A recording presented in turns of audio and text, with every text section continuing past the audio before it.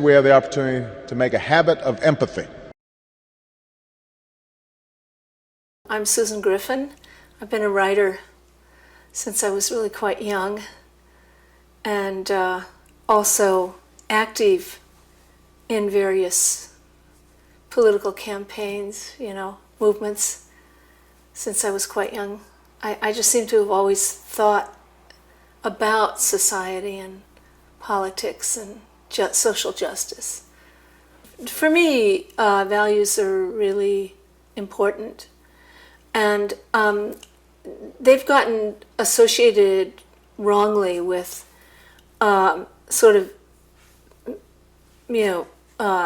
old-fashioned attitudes about sex, frankly. I mean, and a lot of those are very prohibitive attitudes towards women. Some of them are, I think, were intended to protect women, but it's in this context that women need to be protected by a father figure, rather than society ought to protect anybody from being attacked or abused, which is quite different. I can give you an example of a value, that you value other human beings. That for instance, one value I have is that people should not be allowed to starve. So that's a very, I think that the right to food and shelter and decent clothing and food, well, I guess I already said food, that these are human rights. And so that's a very deep value with me. It's a political, agenda, but it's also a spiritual value.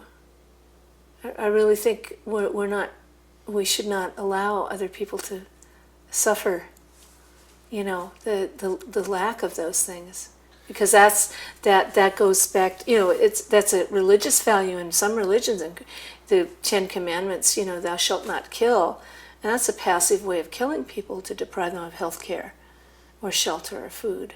Well, so that's a very profound value for me. Well, this is a little bit of the academic part of the interview. So, yeah, okay. So how would you say values and principles are different? Well, principle can be, the principle of uncertainty. Heisenberg's, idea that if you, when you look at a phenomena, you are changing the phenomena through even looking at it. That's a principle. Newton's, wrote a book called Principia, mathematics. I mean, he there were these, Newton's 3 laws of motions are principles. So many things are principles that for which you don't have any emotional or spiritual attachment or meaning. They're just descriptions of natural law. And you can also have principles of logic in the same way. Mm-hmm. Well, that's from the people I've asked. It tends to be, they'll say, well, values is something that's like a felt experience. They'll say it's in my heart, or it's in my gut. That's a good way to talk about it. It's in my consciousness or in my soul. Yeah. So I'm finding people, when we talk about values, it's almost always an embodied kind of an experience. Yes, yeah. And they'll say, well, what are principles? And it's like you're saying, it's a rule, it's a law, and it's like more of a cerebral kind of... It's cerebral, but it also has, you can talk about principles in relation to values. It's just a broader, it's a broader, I'm having trouble with words today, I don't know why. It's got a broader scope, and within that, yes, values have more to do with feelings from the heart. Yes, well, what you care about. Mm-hmm.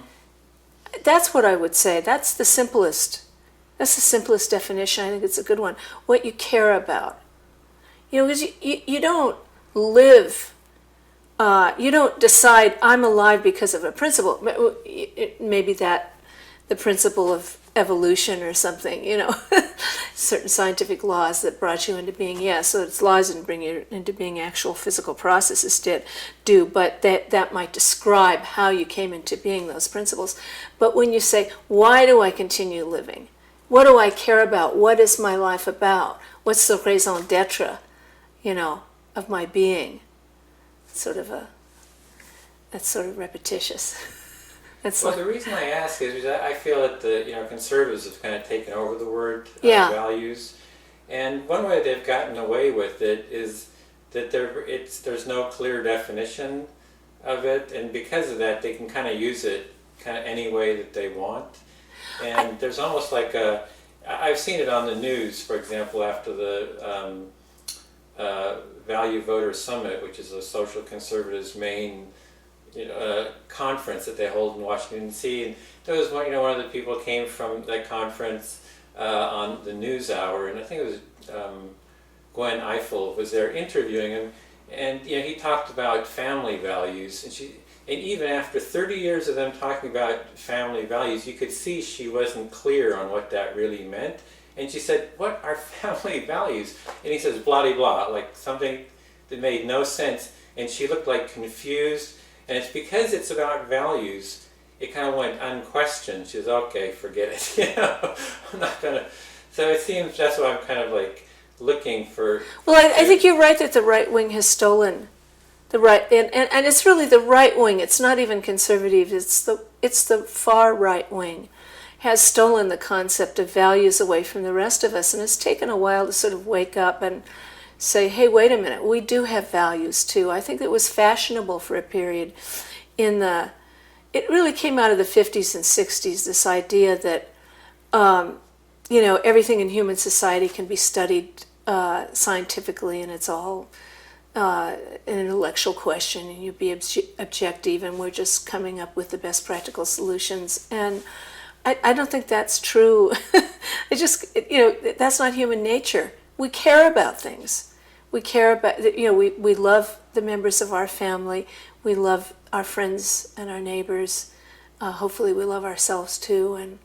And that's what makes us tick. So we all have values.